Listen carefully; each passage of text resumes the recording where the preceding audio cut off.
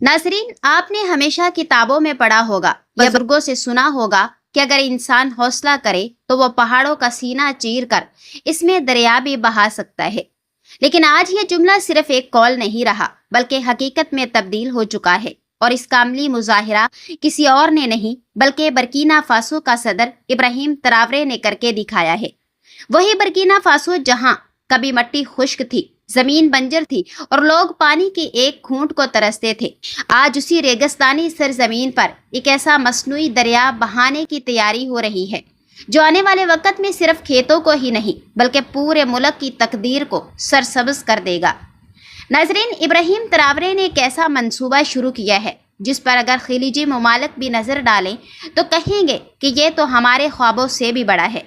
और आज की इस वीडियो में हम इस मंसूबे पर बात करेंगे, लिहाजा आपसे गुजारिश है कि इस वीडियो को शुरू से आखिर तक लाजमी देखिएगा।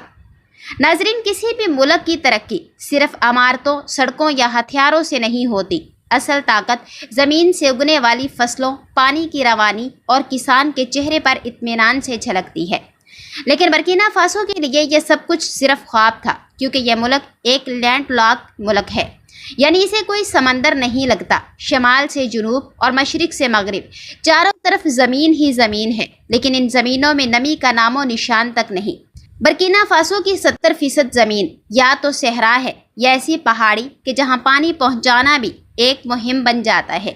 बरसों से यहाँ के किसान आसमान की तरफ देखते रहे, बारिश की दुआएं करते रहे, और वो भी कभी कभार हो जाती। ना दरियाओं की रवानी, ना नदियों का बहाव, यहाँ के बेशतर इलाके खुश्क साली का शिकार रहे। फसल सूख जाती, जानवर प्यास से मर जाते और लोग खुराक के एक एक दाने को तरसते थे। ये वो हालात थे जिन्होंने न सिर्फ मईशत को मफलूज किया बल्कि लोगों के हौसले भी तोड़ दिए। और जब पानी ही ना हो तो ज़राअत कहाँ से हो? जब ज़मीनें खुश्क हों तो फसलें कैसे उगेंगी? यही वो चैलेंज था जिसने इब्राहिम ट्रावरे को मजबूर किया कि वो कुछ ऐसा करें जो पहले किसी ने सोचा तक ना हो। उसे अंदाज़ा था कि अगर हम पानी का बंदोबस्त कर लें तो बाकी तमाम मसाइल खुद ब खुद हल हो जाएंगे। और तभी उसने फैसला किया कि अब हम पानी का इंतज़ार नहीं करेंगे बल्कि हम खुद पानी को ज़मीन तक लेकर आएंगे। लिहाजा इसी अज़म के साथ उसने कौम के इंजीनियरों, ज़राए माहिरीन, पानी के साइंसदानों और तजर्बाकार किसानों को एक खुफिया इजलास में जमा किया और उसके सामने एक तसव्वुर रखा, सहरा में एक मसनूई कैनाल बनाने का मंसूबा जो न सिर्फ ज़मीन को सैराब करे बल्कि कौम को खुद मुख्तार बना दे। उसने सबसे पहला सवाल यही किया कि अगर बारिश हमारे इख्तियार में नहीं तो क्या हम पानी के बहाव को अपने इख्तियार में नहीं ला सकते? सबके जहनों में खामोशी छा गई, लेकिन ट्रावरे की आंखों में एक आग थी। उसने एक खाका मेज़ पर रखा, उस पर एक तवील नीली लकीर बनी हुई थी। ये कैनाल बर्किना थी, वो मंसूबा जो आने वाले वक्त में बर्किना फासो की तारीख बदलने वाला था। मंसूबे के मुताबिक शमाली बर्किना फासो के पहाड़ी इलाके जहां कुदरती चश्मे और ज़ेरे ज़मीन पानी मौजूद है, उन सबको एक जगह जमा करके एक मसनूई झील में तब्दील किया जाएगा और ये झील नहर को मुस्तकिल बुनियादों पर पानी फराहम करेगी। इस पानी को सोलर एनर्जी से चलने वाले पंपों के जरिए नहर में धकेला जाएगा। नहर की लंबाई 276 किलोमीटर होगी, यानी इतनी लंबी कि बर्किना फासो के एक कोने से दूसरे कोने तक बह जाए। इसकी चौड़ाई 600 फीट रखी गई ताकि एक वक्त में कई गाड़ियां, जरी ट्रक या वाटर पाइपलाइंस इसके साथ साथ हरकत कर सकें। नहर के किनारे पर हर 5 किलोमीटर पर छोटी शाखें निकाली जाएंगी जो करीबी देहात, खेतों और बंजर ज़मीन तक पानी पहुंचाएंगी। नाज़रीन, इब्राहिम ट्रावरे ने इस मंसूबे को 3 मरहलों में तकसीम किया। पहले मरहले में 100 किलोमीटर खुदाई होगी, जिसके लिए 4500 मजदूर और 900 मशीनरी इस्तेमाल की जाएंगी, जिनमें ज़्यादातर वो पुरानी क्रेन्स और बलडोज़र शामिल हैं जो कभी नज़रअंदाज कर दिए गए थे, मगर अब इन्हें दोबारा जिंदा करके इस्तेमाल में लाया जाएगा। दूसरे मरहले में बाकी 176 किलोमीटर खुदाई मुकम्मल होगी और साथ ही नहर की शाखें निकाली जाएंगी ताकि पानी का बहाव सिर्फ एक रुख पर न रहे बल्कि दूर दराज के इलाकों तक पहुँचे। तीसरे और आखिरी मरहले में नहर के साथ साथ ज़राए मराकज़ बनाए जाएंगे, बीज तकसीम के यूनिट खोले जाएंगे और किसानों को जदीद ज़राए तकनीक सिखाने के लिए मोबाइल ट्रेनिंग स्कूल्स का आगाज़ किया जाएगा। नाज़रीन, मंसूबे का हर पहलू मुकम्मल खुद कफालत पर मबनी है, यानी कोई बैरूनी अमदाद, कोई आलमी कर्ज और ना ही किसी मगरबी कंपनी का कॉन्ट्रैक्ट।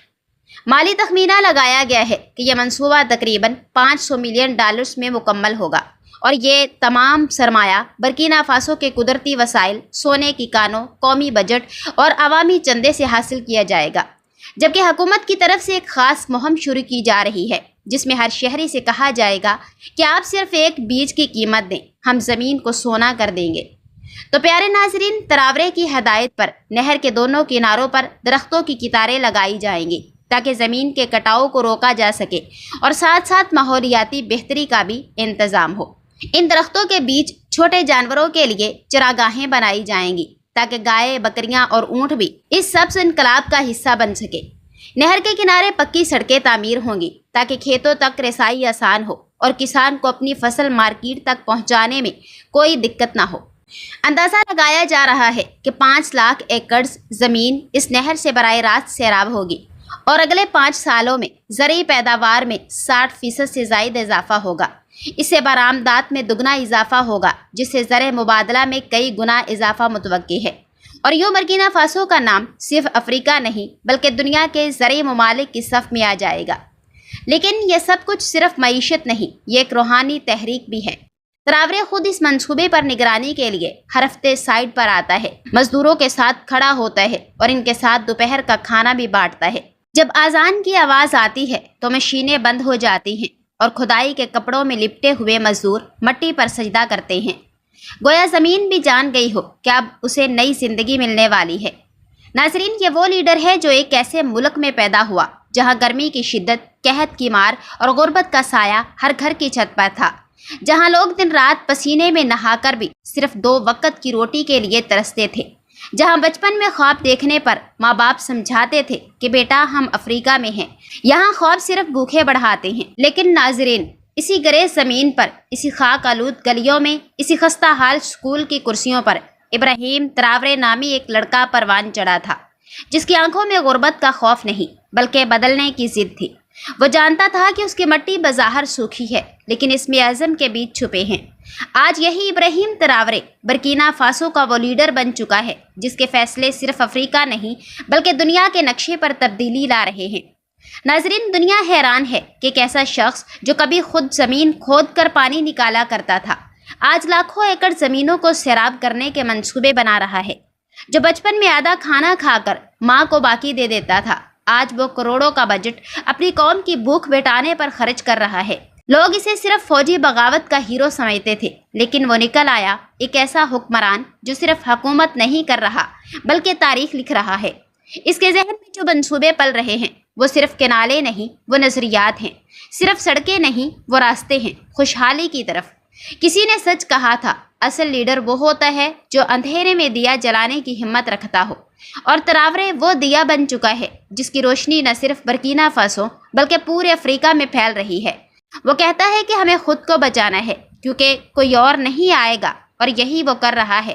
یہ وہ لیڈر ہے جو زمین کے بیٹے کی طرح جیتا ہے اور آسمان کی طرح بلند سوچ رکھتا ہے۔